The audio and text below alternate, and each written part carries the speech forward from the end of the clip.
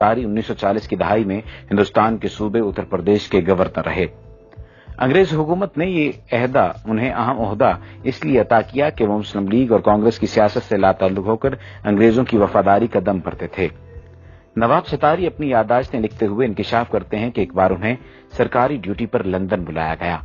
उनके एक पक्के अंग्रेज दोस्त ने, जो हिंदुस्तान में कलेक्टर रह चुका था, नवाब साहब से कहा, आइए आपको एक ऐसी जगह की सैर कराऊं जहां मेरे ख्याल में आज तक कोई हिंदुस्तानी नहीं गया होगा। नवाब साहब खुश हो गए।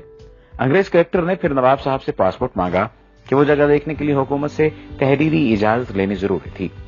2 रोज बाद कलेक्टर इजाजतनामा साथ ले और कहा, हम कल सुबह चलेंगे, लेकिन मेरी मोटर में सरकारी मोटर वहां ले जाने की इजाजत नहीं।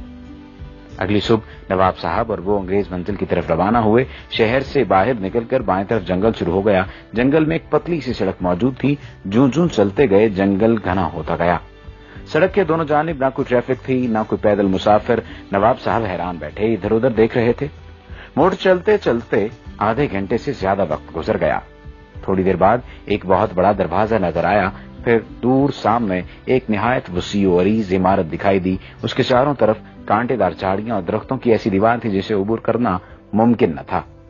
इमारत के चारों तरफ जबरदस्त फौजी पहरा था। इस इमारत के बाहर फौजियों ने पासपोर्ट और तहरीरी इजाजतनामा गौर से देखा और हुक्म दिया कि अपनी मोटर वहीं छोड़ दें और आगे जो फौजी मोटर खड़ी है उसमें सवार हो जाएं। नवाब साहब और अंग्रेज कलेक्टर पहरेदारों की मोटर में बैठ गए। अब फिर इस पतली सड़क पर सफर शुरू हुआ। वही घना जंगल और दोनों तरफ जंगली दीवारों की, दरख्तों की दीवारें। नवाब साहब घबराने लगे तो अंग्रेज ने कहा, बस मंजिल आने वाली है। आखिर दूर एक और सिर्फ पत्थर की बड़ी इमारत नजर आई तो फौजी ड्राइवर ने मोटर रोक दी और कहा, यहां से आगे आप सिर्फ पैदल जा सकते हैं। रास्ते में कलेक्टर ने नवाब साहब से कहा, याद रखें आप यहां सिर्फ देखने आए हैं, बोलने या सवाल करने की बिल्कुल इजाजत नहीं। इमारत के शुरू में वसी दालान था। उसके पीछे मुतअद्दिद कमरे थे। दालान में दाखिल हुए तो एक बारिश नौजवान अरबी कपड़े पहने, सर पर अरबी रुमाल लपेटे एक कमरे से निकला। दूसरे कमरे से ऐसे ही 2 नौजवान और निकले। पहले ने अरबी लहजे में अस्सलाम वालेकुम कहा, दूसरे ने वालेकुम अस्सलाम, क्या हाल है। नवाब साहब ये मंजर देखकर हैरान रह गए। कुछ पूछना चाहते थे लेकिन अंग्रेज ने फौरन इशारे से मना कर दिया। चलते चलते एक कमरे के दरवाजे पर पहुंचे। देखा कि अंदर मस्जिद जैसा फर्श बिछा है। अरबी लिबास में मलबूस मुतअद्दिद तलबा फर्श पर बैठे हैं। उनके सामने उस्ताद बिल्कुल इसी तरह बैठे सबक पढ़ा रहे हैं जैसे इस्लामी मदरसों में पढ़ाते हैं। तलबा अरबी और कभी अंग्रेजी में उस्ताद से सवाल भी करते। नवाब साहब ने देखा कि किसी कमरे में कुरान मजीद पढ़ाया जा रहा है, कहीं किरत सिखाई जा रही है, कहीं तफसीर का दर्स हो रहा है, किसी जगह बुखारी शरीफ का दर्स दिया जा रहा है और कहीं मुस्लिम शरीफ का। एक कमरे में मुसलमानों और मसीहों के दरमियान मुनाजरा हो रहा था। एक और कमरे में फ़क़ही मसाइल पर बात हो रही थी। सबसे बड़े कमरे में कुरान का तर्जुमा मुख्तलिफ जुबानों में सिखाया जा रहा था। उन्होंने नोट किया कि हर जगह बारीक मसले मसाइल पर जोर है, मसलन गुस्ल का तरीका, वुजू, रोजे, नमाज और सजदे साहब के मसाइल, विरासत और रज़ात के झगड़े, लिबास और दाढ़ी की वज़ाक़ता, गा गा कर आयात पढ़ना, गुस्ल खाने के आदाब, घर से बाहर जाना, लौंडी और गुलामों के मसाइल, हज के मनासिक, बकरा दुम्बा कैसा हो, छुरी कैसी हो, दुम्बा हलाल है या हराम, हज और कज़ा नमाजों की बहस, ईद का दिन कैसे तय किया जाए और हज का कैसे, मेज पर बैठकर खाना, पतलून पहनना जायज है या नाजायज, औरत की पाकी और नापाकी के झगड़े, हुजूर की मेराज रूहानी थी या जिस्मानी, इमाम के पीछे सूरह फातिहा पढ़ी जाए या नहीं, तरावी 8 है या 20, नमाज के दौरान वुजू किया जाए तो आदमी क्या करे, वुजू टूट जाए तो आदमी क्या करे, सूद मुफरत जायज है या नाजायज वगैरह। एक उस्ताद ने सवाल किया, पहले अरबी फिर अंग्रेजी में निहायत चुस्ता उर्दू में, जमात अब ये बताए कि नजर बद, तावीज गंडा आसेब का साया बरहक है या नहीं। 35-40 की जमात बैक वक्त बैक आवाज पहले अंग्रेजी में बोली ट्रू ट्रू, फिर अरबी में यही जवाब और फिर उर्दू में। एक तालिब इल्म ने खड़े होकर कहा, अल उस्ताद, नीयत जरूरी है तो मुर्दा लोगों का हज बदल कैसे हो सकता है। यानी अगर हज के लिए नीयत जरूरी है या किसी भी काम के लिए नीयत जरूरी है तो मुर्दा लोगों का हज बदल कैसे हो सकता है। कुरान तो कहता है हर शख्स अपने अमाल का जिम्मेदार है।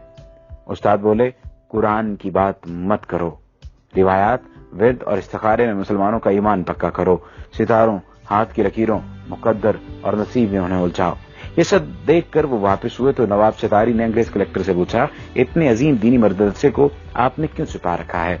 अंग्रेज ने कहा, अरे भाई, इन सब में कोई मुसलमान नहीं, ये सब ईसाई हैं। तालीम मुकम्मल होने पर इन्हें मुसलमान मुल्कों खुसूसन मशरिक़ वसता, तुर्की, ईरान और हिंदुस्तान भेज दिया जाता है। वहां पहुंचकर ये किसी बड़ी मस्जिद में नमाज पढ़ते हैं, फिर नमाजियों से कहते हैं कि वो यूरोपीय मुसलमान हैं। उन्होंने मिस्र की जामे और अजहर में तालीम पाई है और मुकम्मल आलिम हैं। यूरोप में इतने इस्लामी इदारे मौजूद नहीं कि वो तालीम दे सकें। वो सिर्फ 10 तनख्वाह नहीं चाहते, सिर्फ खाना, सर छुपाने की जगह दरकार है। फिर वो मुअज्जिन पेश इमाम बच्चों के लिए कुरान पढ़ाने के तौर पर अपनी खिदमत पेश करते हैं। तालीमी इदारा हो तो उसमें उस्ताद मुकर्रर हो जाते हैं, जुमे के खुतबे तक देते हैं। नवाब साहब के अंग्रेज मेहमान ने उन्हें ये बताकर हैरान कर दिया कि अजीम मदरसे के बुनियादी अहदाफ ये हैं: मुसलमानों को रिवायात, जिक्र के वजीफों और नजरी मसाइल में उलझाकर कुरान से दूर रखा जाए। हुजूर अकरम सल्लल्लाहु अलैहि वसल्लम का दर्जा जिस तरह भी हो सके घटाया जाए। कभी ये कहो कि आप सल्लल्लाहु अलैहि वसल्लम नौज बिल्लाह रिजल मशहूर यानी जादू ज़दा थे। उस अंग्रेज ने ये इंकिशाफ भी किया कि 1920 में रंगीला रसूल नामी किताब राजपाल से इसी इदारे ने लिखवाई थी।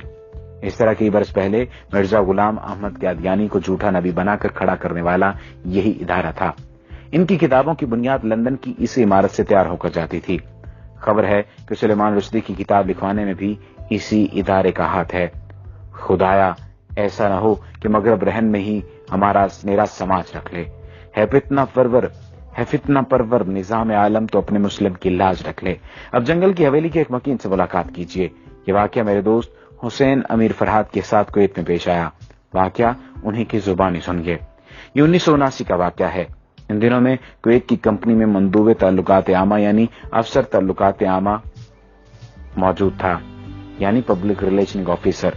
हमारी कंपनी के डायरेक्टर ने श्रीलंका से घर के कामकाज के लिए खादमा मंगाई। दूसरे दिन मुझसे कहा, इस खादमा को वापस भेज दो, वो हमारे किसी काम की नहीं, क्योंकि अरबी जानती है ना ही अंग्रेजी।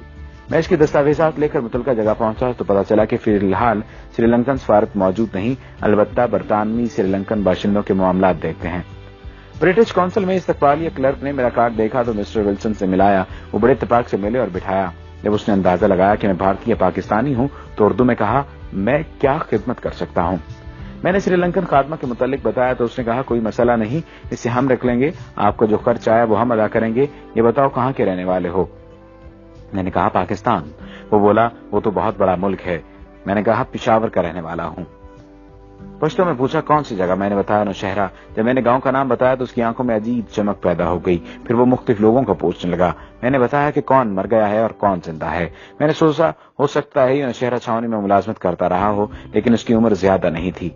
उसने कहा, कुछ और कहानी सुनाई। फिर उसने काफी मंगाई। फिर इंटरकॉम पर क्लर्क से कहा कि इसके पास किसी को मत भेजना। वो इतना खुश था कि मैं बयान नहीं कर सकता था। उसकी खुशी दीदनी थी। कॉफी के दौरान उसने बताया, मैं आपके गांव मोहल्ला ईसा खेल में 4 साल तक पेश इमाम रहा हूं। मैंने पूछा, क्या आप मुसलमान हैं? वो बोला, मैंने 4 साल तक आपके गांव का नमक खाया है। आपके गांव वालों ने मुझे बड़ी इज्जत दी। मैं आपसे झूठ नहीं बोलूंगा, मैं ईसाई हूं, यानी अहले किताब। उसके बाद मेरा उसके यहां आना जाना रहा। वो मुझे अपना हम वतन समझता रहा और तकरीबन मेरा हम उम्र था। ताज्जुब की बात यह है कि वो हमारे यहाँ पाकिस्तान बनने के बाद रहा था।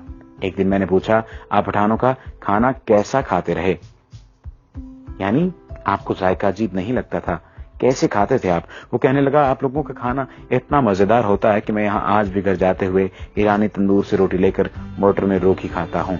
जब मैं कुवैत से पाकिस्तान आ रहा था तो मैंने इससे वही सवाल पूछा जिसे वो हमेशा टालता रहता था। मैंने दरियाफ्त किया, अब तो बता दो कि तुम ईसाई होकर पठानों के गांव में रूखी सूखी क्यों खाते थे और पेश इमाम की खिदमत अंजाम देते रहे, आखिर क्यों? वो काफी देर तक सर झुकाए सोचता रहा। फिर सर उठाकर मेरी आंखों में झांका और कहा, हमें अपने मुल्क के मफादात की खातिर बात औकात बहुत कुछ करना पड़ता है। हमारे यहाँ लंदन के मज़ाफ़ात में एक मरकज है जहाँ शक्ल शुबहात देकर अंग्रेजों को बैरूनी मज़ाहिब और जुबानों की तालीम दी जाती है। वहां से फारुग तहसील होकर फिर हमें मुख्तलिफ इलाकों में भेजा जाता है। गांव आकर मैंने मोहल्ला ईसा खेल के बुजुर्गों को ये वाक़या सुनाया तो एक बूढ़े तालिब गुल ने कहा, मुझे शक पड़ा था मगर सब कह रहे थे कि ये चित्राली है। वहां अक्सर चित्राली मौलवी पेश इमाम हैं, वो भी गोरे हैं, बिल्कुल अंग्रेजों की तरह। फिर तालिब गुल ने कहा, चलो भाई अब 4 साल की नमाजें लौटाएं जो हमने अंग्रेज के पीछे पढ़ी, खाना खराब हो उसका। जब मैंने जंगल की हवेली के मुतालिक पढ़ा तो मुझे यकीन हो गया कि मिस्टर बैलन जरूर जंगल की हवेली का परवरदा था। ये मजमून 90 की दहाई में उर्दू डाइजेस्ट में शाया हुआ था। यहूद व हनूद की साजिशें बदस्तूर जारी हैं। یہ مضمون اس نیت سے ضروری ترمیم اور اضافے کے ساتھ دوبارہ بھی شائع کیا گیا تاکہ سادہ لوگ مسلمان باخبر رہیں کہ دشمن انہیں کمزور کرنے کے لیے